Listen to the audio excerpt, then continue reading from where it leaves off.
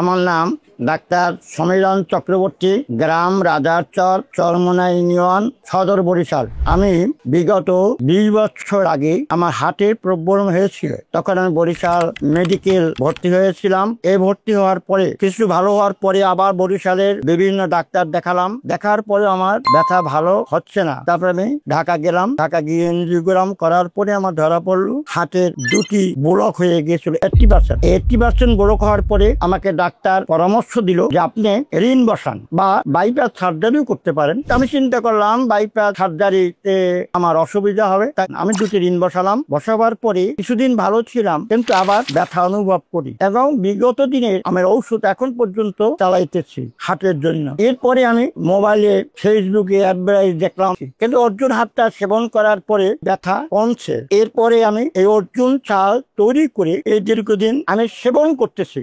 সেবন করার পরে আমি ভালো অনুভব করি। তবে শুধু দর্শকবৃন্দ, এই অর্জুন হাত শুধু হার্টের জন্য নয়, এটা অনেক প্রকার রোগের উপশম হয়। যেমন যদি কেউ আইবিএস থাকে পেটে, আইবিএস হলো দুই প্রকার, একটা হচ্ছে শুকনা, একটা হচ্ছে তরল পায়খানা হয়। যাদের অনেক ওষুধ খেয়েও ভালো হচ্ছে না, তারা এই অর্জুন ছালের গুঁড়া বা অর্জুন হাত যদি আপনারা সেবন করেন, তাহলে এই ব্যাধি থেকে মুক্তি পাওয়া যায়। এছাড়াও আমরা অনেকেই আছি ডায়াবেটিস রোগী। যদি ডায়াবেটিসের ভালো চিকিৎসা পেতে হলেও আপনার এর সাথে এই অর্জুন হাত যদি আপনার সেবন করেন, তাহলেই আপনারা ভালো সুস্থ স্বাস্থ্য নিয়ে বসবাস করতে পারবেন। এই হচ্ছে আমার বক্তব্যটা। এটা আমি ওনাদের সুনামের জন্য নয়, আমি যে নিজে খেয়ে আমি ডাক্তার হিসাবে আমি দর্শকদেরকে এই কথাই বলবো যে আপনারা হাত সুস্থ রাখতে হলে আপনাদের এই অর্জুন হাত সেবন করার পরামর্শ দিচ্ছি। যদি আপনাদের ভালো লাগে তাহলে আপনারা সেবন করে দেখুন। আমার কথা বিশ্বাস করুন, আমি সৎবাদী নই। আমি নিজে